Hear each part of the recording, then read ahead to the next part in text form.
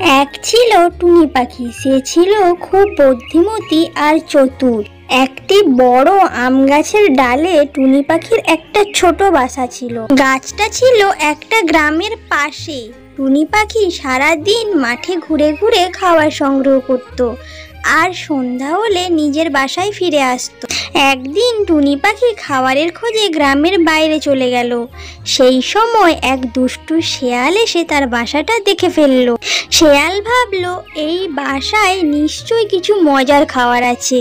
সে বাসার কাছে গিয়ে টোকা দিতে লাগলো, কিন্তু বাসায় টুনি ছিল না। শেয়াল বারবার বাসায় ঢোকার চেষ্টা করলো, কিন্তু বাসা এত ছোট ছিল যে শেয়াল ঢুকতে পারলো না। শেয়াল রাগ করে বলল, যখন টুনি আসবে তখন তাকে ধরবো। টুনি পাখি কিছুক্ষণ পরে বাসায় ফিরে এলো। দূর থেকে শেয়ালকে বাসার সামনে দেখতে পেল।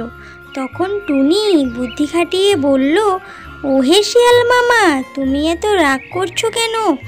আমি তো তোমাকে মিষ্টি খাওয়াবো। শেয়াল বলল, মিষ্টি খাওয়াবে? কোথায়? টুনি পাখি বলল, তুমি গাছের নিচে দাঁড়াও, আমি ওপর থেকে মিষ্টি ফেলে দিচ্ছি। শেয়াল বিশ্বাস করে গাছের নিচে দাঁড়িয়ে থাকলো।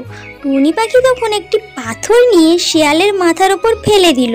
শেয়াল ব্যথায় চিৎকার করতে করতে দৌড়ে পালিয়ে গেল।